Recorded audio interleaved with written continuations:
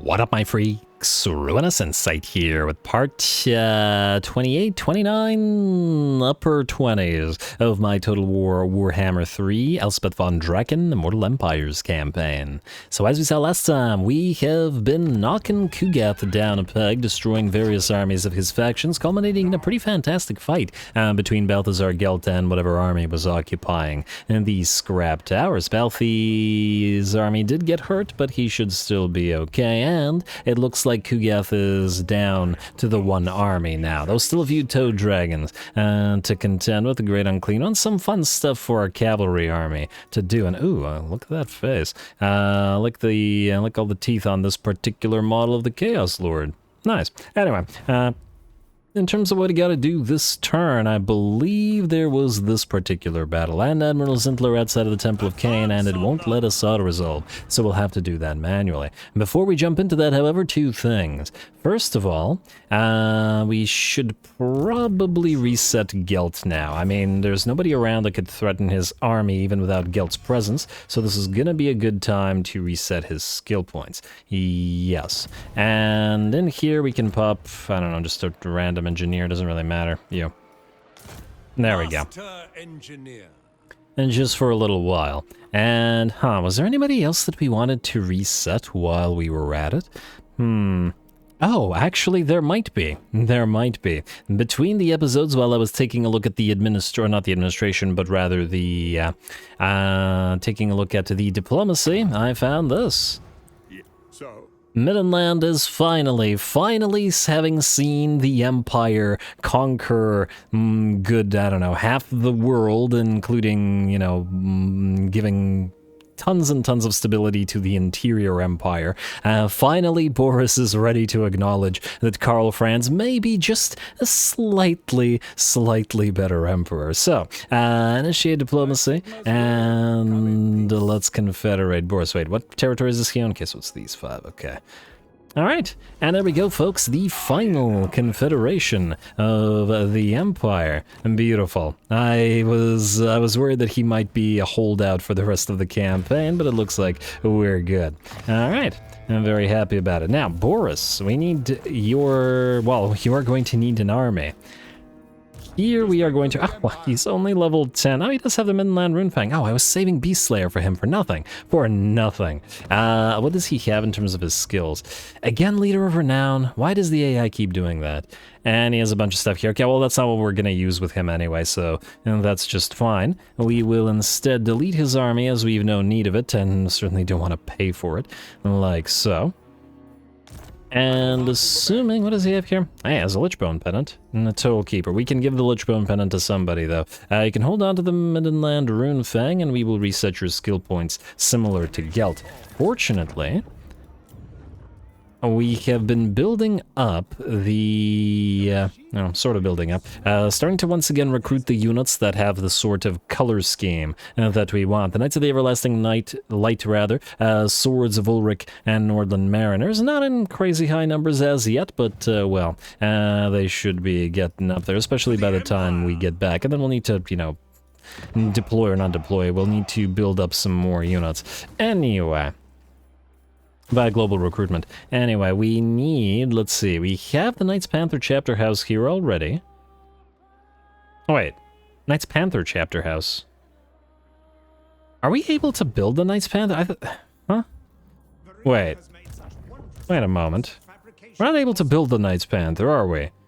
Well, you can in SFO, because I remember they had a whole army that was conquering the Darklands and the Mountains of Morn there in my Karl Franz campaign. But in this one, they don't exist. Alright, well, either way. Let's go for Council of Burgomeisters here. We'll delete the useless stuff, or at the very least stuff that isn't particularly useful here. Then, okay. Which were the other territories? Oh, okay, that was part of this territory. Midland is nearly upgraded to tier 4, which is great. Krudenwald, you don't need the barracks here.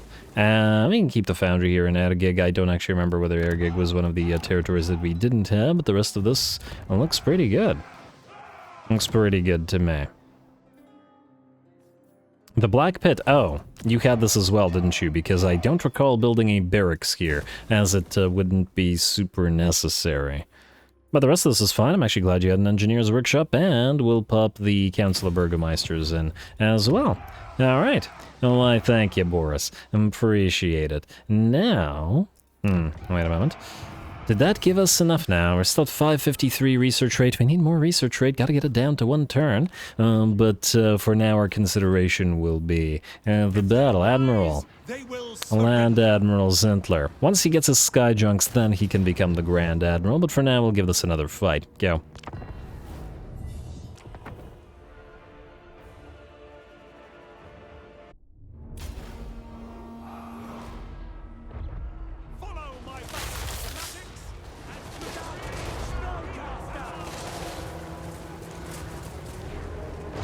Alrighty, here we go. The Grand Admiral will, or Land Admiral for now, will continue his absolute rampage throughout the Dark Elven territories. Unlike usual, we are going to sit back with this army just to use it as an artillery army, at least to start the battle off, and let the enemy move towards us, just for a little bit of variety in the way that this army functions, because it can do multiple things. Anyway, enemy is going to try to close the distance, but, well, and judging by how much damage they've already taken, I don't imagine they'll be too successful at it. Of course, our main line is firing at whatever they can reach, but our sniper units, our war wagons with guns, are doing that whole snipey thing that they do. They've gotten rid of 2 or 3 of the enemy Medusa already. The enemy Lord follows suit, and... okay, there's the other Medusa.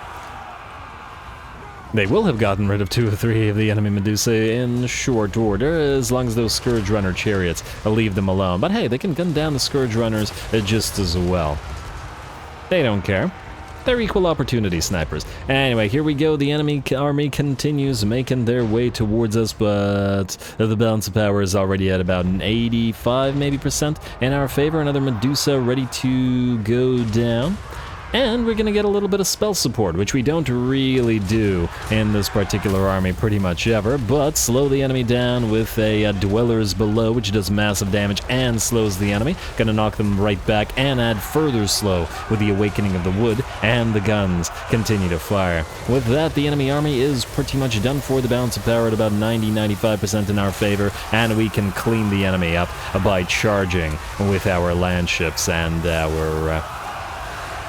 our tanks. And there we go. One final charge from this force, and the enemy will, by and large, be sent scurrying. The balance of power shifts to 100% in our favor, and the battle is ours. A quick one, but it's always just so fun watching this army fight, isn't it?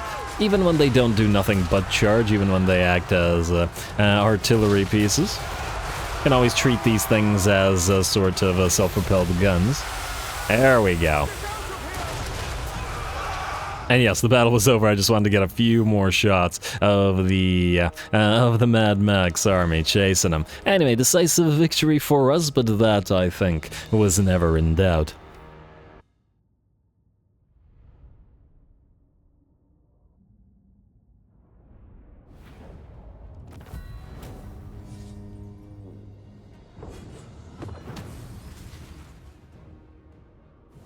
Alright, well there we are. The result was hardly in doubt there, despite what the auto result was saying. I'm not sure why it doesn't seem to like the Mad Max army all that much, but go figure. Anyway, we'll occupy the place as we were intending to do, and why are you zoomed in like this game? Scribe? No scribe for you. That's only for lords. Enemy killed in battle, enemy killed in battle. Good. Alright. Alright, now, how do we proceed from here? Valkia is still going to be an annoyance. I'm willing to bet these guys almost or already have a full stack back up. I guess we could trade Dagrax into these guys immediately. Yeah, take the money. Why not? Get a little bit of cash for our trouble. And we were going to recruit a few things anyway, so yeah, damn, I was hoping that would give us more vision. We also need to keep an eye on what's going on over here. How much do you want for the Monolith of Bubonicus? 18, oh, it's more than I was expecting. Well, I don't want to trade them Bleeding Spire for it.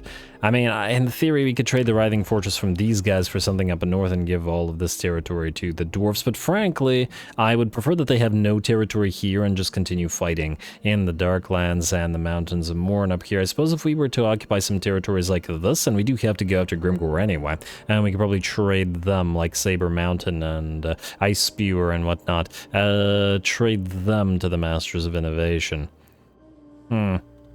Although, yeah, it looks like the Grimgor orcs are going to be taking a decent amount of stuff from our Karakadrin friends, and after we went through the trouble of gifting all of that to them. How rude. Anyway, Carl.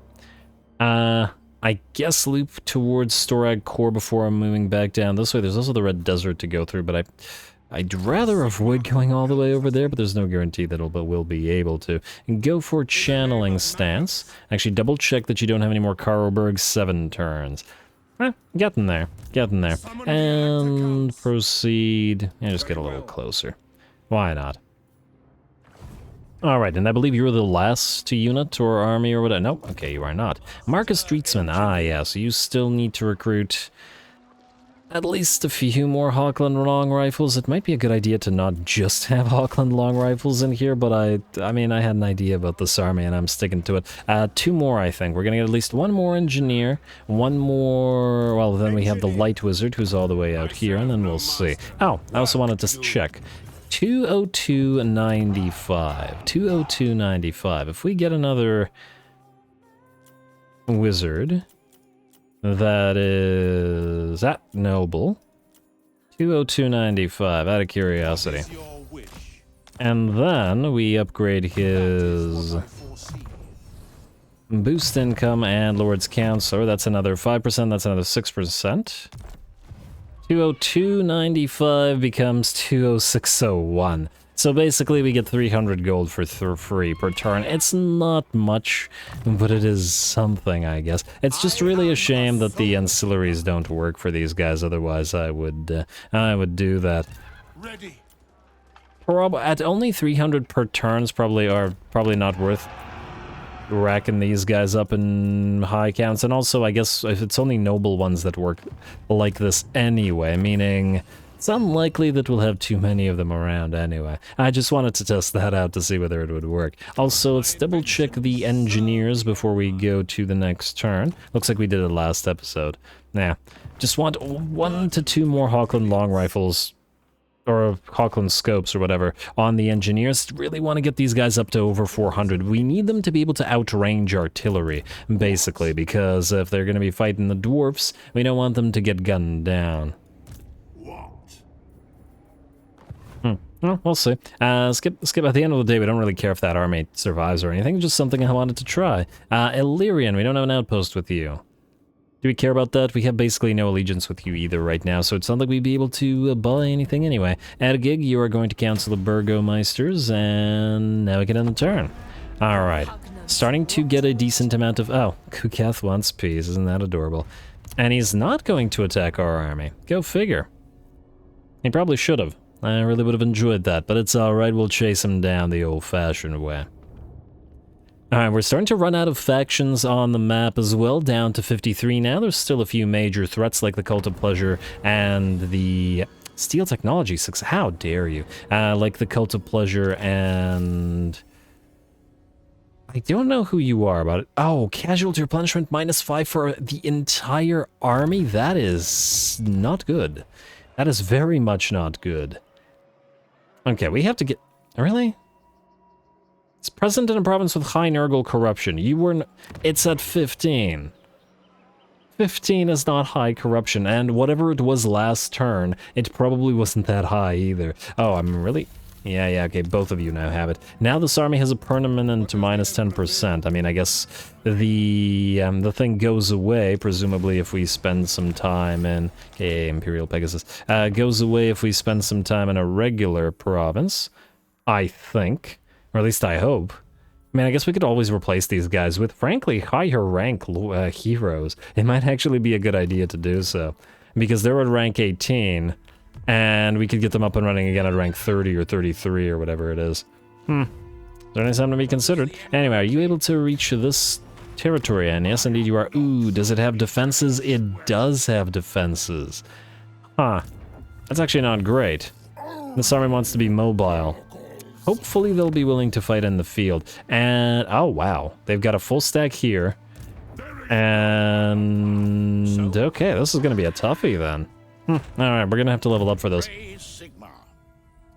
Alas, by the looks of it, we don't have much in the way of points, but what can you do? Well, there are some cav that can benefit from Taste for Battle, so we'll get that, though it isn't much in terms of buffs. And next up, the Empire Captains. You can get Heroic Killing Blow or just regular Killing Blow. Still no Cavalrymen for you, unfortunately, either one of you.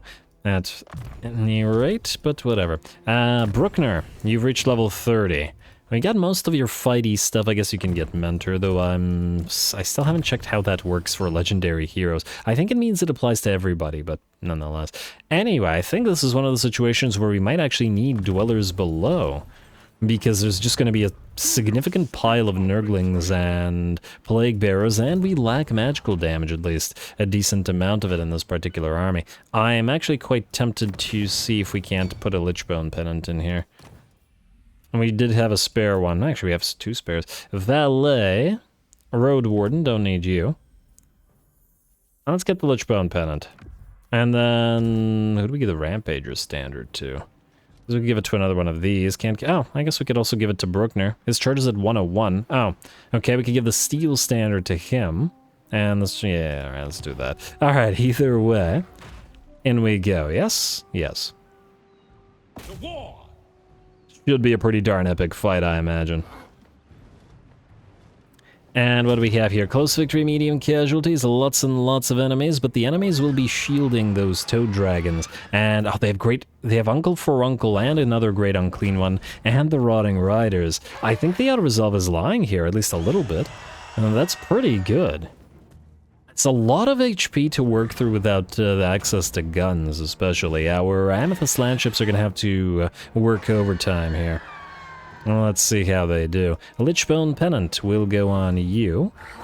A Royal Altar of Grippites, assuming they don't have magical damage already, and they do not. The Plague is also hurting our capabilities a little bit, but what can you do? Rampager Standard on Helmet, and Steel Standard on Bruckner. Giving him 90 speed, so at least he can reposition himself quickly. Hopefully he can knock out those big boys soon. Anyway, away we go.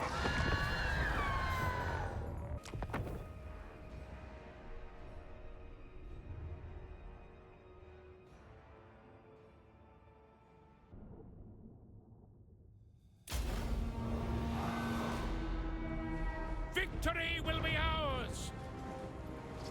Alright, well, victory might be ours, but how much damage will we take to get there? Nurgle has provided us some great battles, and I'm hoping for greater ones still. Anyway, here we go, Helmet Feuerbach. These guys are deployed outside, and will have to be destroyed first before the rest of our units move on, or before the rest of their reinforcements, rather, move in. Our Demigryphs looking absolutely tiny compared to the enemy Rot Knights. We'll charge on in, but whether they look tiny or not, the Rot Knights are going to get surrounded and obliterated by just so many Demigryphs at once. The enemy's going to react to us by popping a Blight Boil, but we're going to react to that, back off, and then charge back in to wipe those units out. Our 2 units of landships will charge forward towards the enemy army, mostly to get those mines on cooldown. So I'm going to do a crazy amount of damage, but these are the Amethyst landships after all, and they've got damage, plenty, and magical damage at that, which is why they're so instrumental here. The rest of our units charge on in. There we go, Plague Bearers and Nurglings alike sent flying by all of our piles of cav, and then the second force of cav moves in as well. The regular knights to join the Demigryphs. And just like that, this first army is pretty much done. Uncle Furuncle has been distracted by Theodore Bruckner for the entire battle, and that's probably a good thing, as he wasn't able to contribute to the fight. And Bruckner has been keeping him locked in place and dishing out damage to him pretty darn well here. 4.7k damage. Quite impressed with that. Well done, sir. And oh, that shot to the back from the cannons. That was a great reaction by the great Unclean One model, though. Bruckner, you're about to have a very bad day, sir, but so is, I suppose, Uncle Furuncle. And of course, he has to drop down upon you and crush you as his last act. Nurglings got summoned, but they'll be ripped apart shortly, while the rest of our army moves back into formation to prepare for the incoming reinforcements. Alright, and very, very nice. So let us see what we've got to deal with. Plenty of enemies arriving on field. They've got some flyers as well, so we'll have to be careful about them chasing our land ships down. Are these regular flyers or are they Death's Heads? Okay, I think these are just the regular flyers, so that's not as bad. In the sense that the Death's Heads would be able to dish out a lot of damage to the big old to the big old land ships. Anyway, we're going to set up here on this hill. We need to allow the enemy to move forward towards us for two reasons. One, we need to get them out into this open area, or relatively open area, of the battlefield, as obviously our cavalry don't want to maneuver around here. This will also allow a fairly long time for the two land ships to harass the enemy army. They've got a lot of ammunition to expend, and they may as well use it on the enemy army as they move towards us. Why not?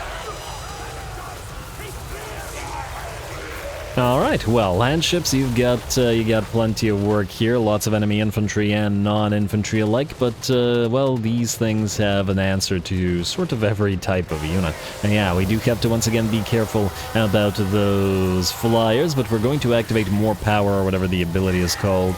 It's full power. I think it's more power on the tanks to book it on out of there and prevent those flyers from bogging down the ships. And this will allow the ships to get away and for Helmut Feuerbeck and one of his Empire captains to reposition. And as soon as the flyers lift off, they head directly for the flyers and hopefully knock them out of the sky while the land ships continue to do the work. The enemy has nearly reached the middle of the map, just a little bit further, and then we can send our cavalry forth. Out here, a single extremely brave or extremely stupid unit of Plague Toads decides to move against our Knights of Morr and Knights of the Black Rose, and they will get surrounded and obliterated in seconds. Hardly surprising.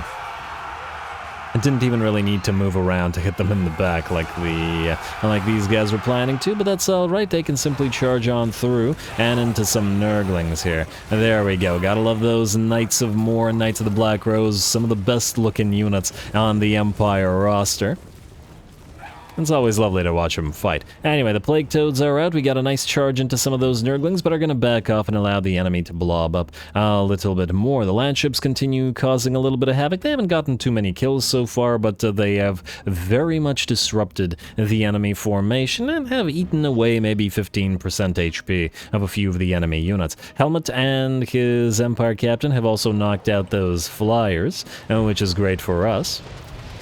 And we've also separated our land ships at this point. The purpose of this is to separate their mortis engine effects. And hey, no. You get away from that. Bad Toad Dragon.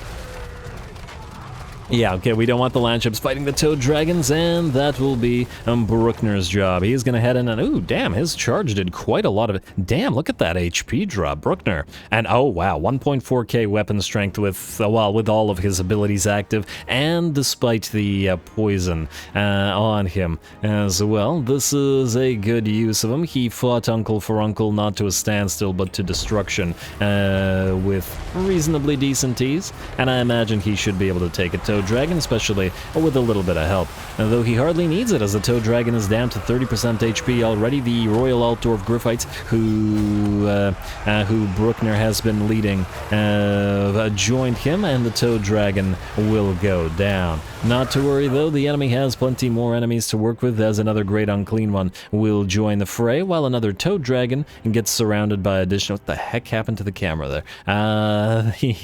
The other Toad Dragon will get surrounded by halberd-wielding demigriffs, and quickly drops to about half HP as well. Not the best place for this big old thing to be. It wants to be riding or running around in piles of infantry and not surrounded from every side by piles of demigryph knights. And it will break and will be chased down. Over on the right flank, and piles of enemy Nurglings and plague bearers stand against us. The Nurglings have in fact already been run down by our knights, and now it's time to surround and destroy the enemy plague bearers from every angle. A very nice fight. I'm really enjoying the all-cavalry army, in part because once again, the Knights of Morr and the Knights of the Black Rose look absolutely fantastic. But also, you know, every army that functions really differently. Our landship army, our gunnery armies, our cavalry army, our fire army, they all work really differently from each other, which keeps the sort of play style for playing a single campaign very fun. If you build sort of the same sort of stacks all the time, then it just gets boring fighting effectively the same battle. Anyway, looks like the enemy is done for. They have given up, especially considering how their big old monsters got ripped apart by Bruckner and by the demigryphs. They knew they didn't have a prayer. The slow Chaos Lord didn't even really get to join the fray because it was slowly moving towards it, and his army was destroyed long before he could act. Great jobs to Bruckner, and the landships in this particular battle. Gotta give the MVP to them, I think. Once again, not a lot of ships, but the damage is certainly there. Well done.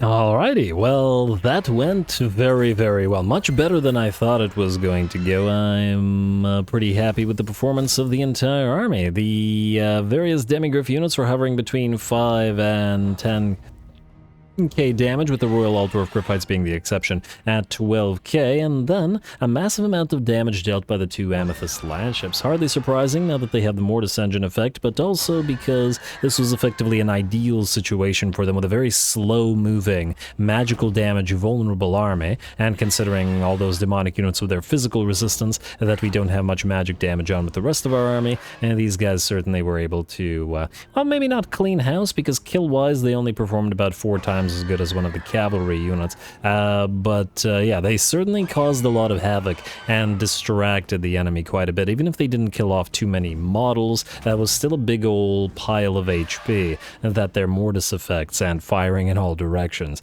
was able to cleave off of the enemy. Now the real winner here was Bruckner, and dishing out 20k damage. Very, very solid. I was surprised at how quickly he was able to melt one of the toad dragons, hacking through that HP pool very effectively. Very impressive, Bruckner, and I'm glad that you have your own army to shine in, because you really weren't shining in Elspeth, because she was taking all the glory. But anyway, we don't really need to heal up because the entire enemy army's been destroyed, so let's take the money.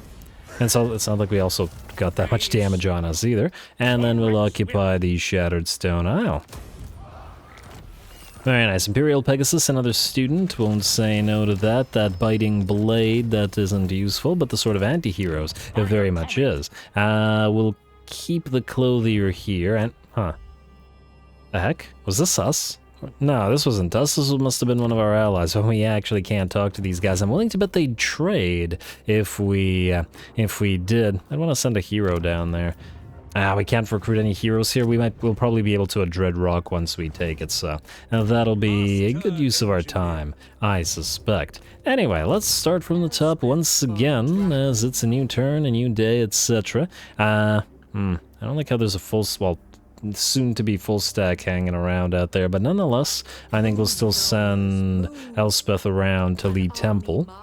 And come back here and retake anything that falls, should it happen. You, sir, are going to take the Tower of Ashung, though you were not in order, but whatever. And... oh, war wagons. If this is going to be an auto-resolve army, we may have to lose the war wagons, as they're going to be a hassle. Just do it. They're really good, and I love them, but it's too annoying. This army was specifically going to be an auto-resolve army, and they're not letting it be as such, so yeah. We will use global recruitment to replace the losses with something that isn't war wagon. Funnily enough, we could use the we could use these war wagons instead. But if we're looking for long-range sniping, it takes 2 turns to recruit Hawkland long rifles. Oh, I don't like that. Okay, I guess more artillery. Another cannon and another... well, at least 1 war wagon mortar. Nothing else here, right? Alright, another cannon. Completely necessary. Oh, wait. We could recruit no, I was about to say we could recruit regular handgunners, but even regular handgunners take 2 turns? Okay, well what is... yeah, that shouldn't be. If long rifles and iron sights take 2 turns, the regular cannons, or regular handgunners definitely shouldn't. Not that it's a big deal, mind, but nonetheless. Anyway, keep on going around. Elspeth, you have... should be able to reach Lee Temple. I don't know whether it'll be next turn, but hopefully it'll be next turn. And, oh, there's a landmark here. Oh, Great Dragon Fleet Port. Oh, I forgot about you. There's another port that we need. Okay, no, we actually need to book it up here. Hopefully we can reach it before these guys do. They are very much on the way. Tradable resources produce plus 20% income from tariffs plus 30%. Yes, this is this is what we want. More income, more completely necessary income. Anyway, let's do this in order. Land Admiral Zintler, you're up next, sir. You cannot reach Rakdo Gorge, and Altharian. Why? You were told to go up there, but you didn't. And Valkia. Okay, this isn't worth fighting, right? It's not worth fighting. It just isn't. Sorry, Valkia. As insulting as that might be to a fighter of your caliber, it's a pretty sad state of affairs that this is what you've been reduced to. But we have been taking out all of your territories. And I guess we'll keep on taking the money because we're in our own territory and should heal up. Alright. Going to March. Oh, we're not in our own territory. I lied, but we can make it our own territory by having Rickard Puttkamer go there and occupy it. Lovely, and that gives us the entirety of the Spiteful Peaks territory. The problem, next turn, the rebellion will take Grand. Ha. Oh, we could stop it. Considering it's a tier 1, though, I'm not sure that it is worth it. We might just let it happen. I think we'll just let it happen. Too much climate issue and stuff like that. Not a big deal. Let's let it happen. We'll deal with it. You, sir. Rakdo Gorge, I guess, since the other guy was not gonna move here. Let's move around. Oh, you kinda need to channel anyway. Would you be able to reach it from this direction? I'm not sure. Let's just move this way. It's safer. We need to move up to Harkaldra anyway. Also, I wonder if these guys are rebuilding anything. Ooh, we can see all the way to Eldarspire. Oh, right, this guy has a campaign line of sight thing, which is clearly being quite helpful here. A Deconstructor Zintler. Take Kragrot Deep. Might push you towards Shrogtak Mount. In fact, wait. I'll resolve this. Armor of Destiny. Not for you, but yes, please. Occupy. Actually, maybe for... no, it's probably gonna go to Boris. I'll give you an Armor of Fortune, and we do still need to figure out... or not figure out, we still need to build up Boris's army. There's another Nordland Mariners for him. And how soon on the next units? And we do have the Sky Junks available for him now. Now, speaking of Boris...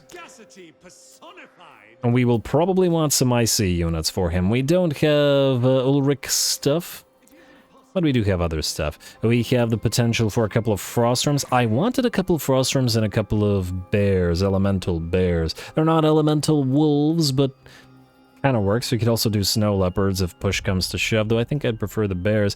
Build a couple of Frostrums from this army. And Urson Revivalist, I see you're not actually able to construct elemental bears. Are you able to construct little Groms? Well, those would feel like the appropriate artillery for Boris as well. We could combine the little Groms with a couple of great cannons. Ice Squirt, you can build little Groms, but also not elemental bears, curiously enough. What about Ice Guard? We can, instead of the Frost Worms, there's also potential for using Ice Guard as ranged units, plus the... I forgot what they were called. The White Wolves to lead them, and maybe a few other Huntsman units. Although, would that be too many of the rangers? We could do 2 Ice Guard, for example, and but I want the little Groms. I gotta think about it. You know what, I guess either way we'll... Wait, are you able to build... You're not even able to build Ice Guard? What the heck? Oh, it's because they have no territory. Right. We took Erengrad, so they were never really able to recover from that. Basically, Frostworms is the only thing they can build, and thus assuming that we'll actually want to put the Frostworms in this army, we will do so from the Orthodoxy. Maybe I should have transferred them a capital just to have access to their units, but whatever, too late. It's their problem. It's their problem, damn it. They should have tried harder. Anyway, Andreas Meyer. You're able to set sail next turn, so I guess you can go all the way up to Abathir.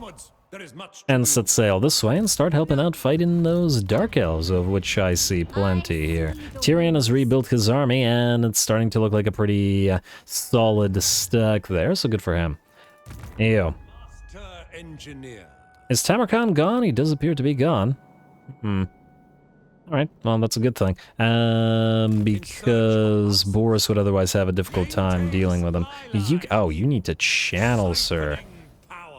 At least in theory. Nah, nonetheless, channel. He has no mana whatsoever. And I know we'll take... I was not expecting that at all.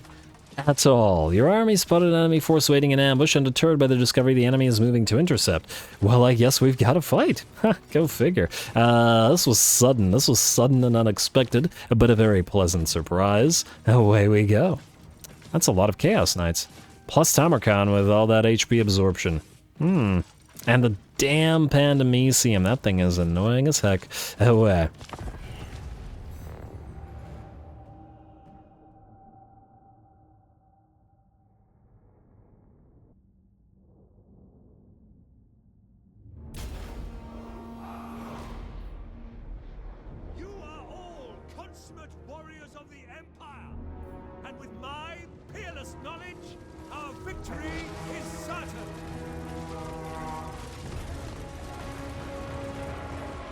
Alrighty, here we go. Well, our victory is certain, that's good to hear, but we'll see what Tamurkhan has to say about all that. He has a lot of fast movers in this army, which is probably a really good thing. This is our slow down army, and while that works extraordinarily well against the already relatively slow infantry piles, if the enemy has sufficient cavalry, that could get pretty ugly for us. Anyway, we're going to start the battle off with trying to gun down as many of the enemy Chaos Knights and Toads that are moving together pretty nicely towards our cav as we possibly can. Get a little bit of help from those mortars as well and the cannons to apply disoriented and monstrous impact together, slowing the cav down to 14 movement speed. Pretty darn great. That said, some flyers do try to make it forward, probably to silence our mortars, though the Ice Guard will knock them out of the sky. That said, Tamurkhan is moving in, and he will charge forward to attack one of our witch hunters who really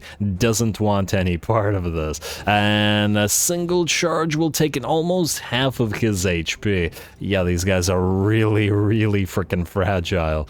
And Tamurkhan also has 66 movement speed in addition to all that crazy HP and damage at 1.4k weapon strength. He has the same weapon strength as Bruckner does when all of his buffs are up. I wonder who would win. I would imagine Tamurkhan, just because of the addition of his massive HP pool. Anyway, to preserve the Witch Hunter, we're going to pop the Net of Amantok and switch most of our guns to attacking, or at least our artillery, to attacking Tamurkhan, and plenty of our range units as well. He started to take damage, but we really need him brought down. Unfortunately, that does mean other of the enemy units will not be slowed down by the monstrous impact and the other abilities, which means they will have more likelihood of getting close to us. We're going to move our light mage in to distract these rot knights for a few seconds while we keep taking shots at them with our ice guard, though it looks like the enemy is starting to draw close to us. Chaos Knights and Skin Wolves are making their way to our leftmost flank and will charge on in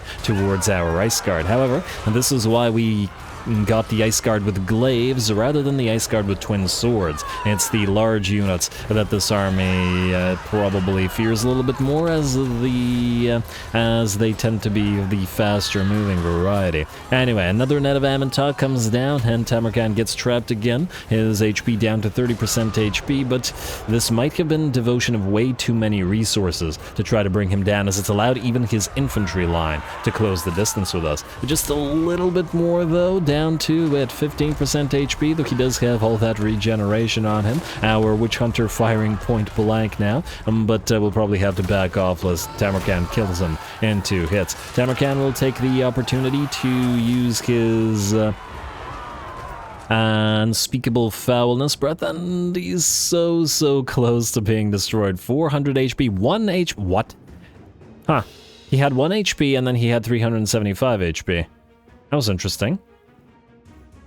Feast of the Maggot Lord. Activates when hit points have reached 0. Ah, that's what it was. Okay. Cannot die. Well, that's not great. What's the duration of this? It's only for 7 seconds, but it will give him a massive pile of HP recovery, though hopefully we can keep it reasonably low. You may also notice the bloody corpses of all of the crew. Every single unit of crew of this unit of Hellblaster volley guns. What happened there was the army ability, that Pandemisium, that Tamurkhan activated, instantly destroyed that unit of artillery crew. Gone, reduced to atoms, very putrid atoms indeed. Anyway, our light mage continues slowing enemies down. Another Tormentor's sword will keep Tamurkhan all locked down, and finally he will drop. Huh, corpse of the... it just disappears when you get too close to it. Okay, that was odd, but whatever. Anyway, with Tamurkhan having fallen, it looks like the rest of his army will rout as well, but damn did we take damage. The Chaos Knights managed to overrun the Great Cannons. The Ice Guard nearly broke, though I would imagine their by our blood ability would have been really helpful here. More Rot Knights were in the middle of fighting our Amethyst Outriders, but would have done more damage to our artillery lines.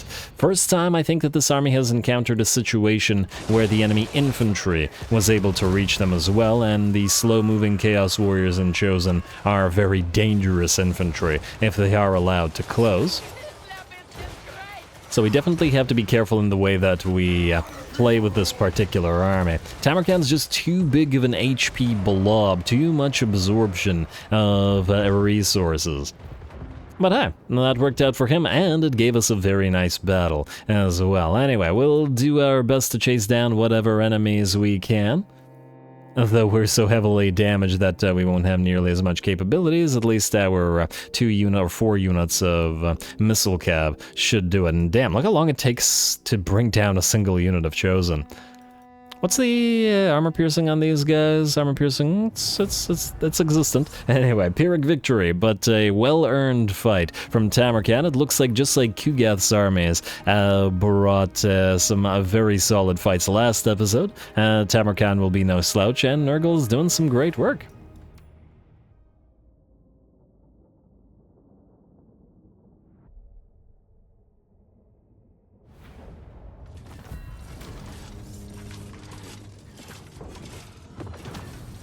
Ooh, there we go. That's more like it. Finally, a very close battle. We came very close to being overrun. I think I made a mistake there of focusing Tamurkhan a little bit too much. We probably should have ignored him more in favor of doing more damage to other units. Or at the very least, I feel like I switched to him too early, and the cannons and the other units could have probably done more to damage other units. It would have been better if he had been brought down, but I guess he just hovered on the edge of death for long enough to make it 2-hour lines, and a little bit more, and then that particular gambit would have paid off, but alas, it did not, and he was able to cause a little bit more havoc for a little bit longer. That darn I forgot, Pandemisium ability. It instantly deleted our Hellblaster volley gun. No real counterplay there, as it was used on an artillery piece too slow to dodge the ability, and it was just instantly killed. The annoying aspect of this is that we have to we have to get these things back, and I don't know how many turns it takes to globally recruit them, but it's probably a few. We're gonna praise Sigmar, because I don't know whether we can encamp here.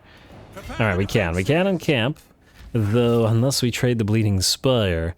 Okay, well, let me just think about this. Unless we trade the Bleeding Spire, it won't be for much. On the other hand, we did knock Tamurkhan out and his army, which would mean... Okay, also, just to double check.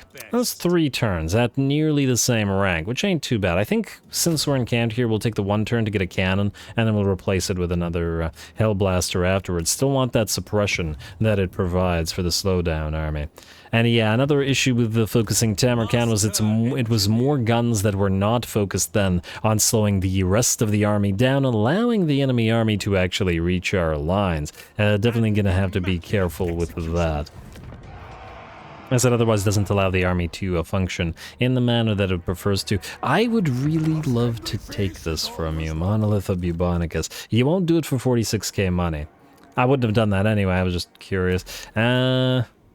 I don't think Malachi wants anything, that's the issue.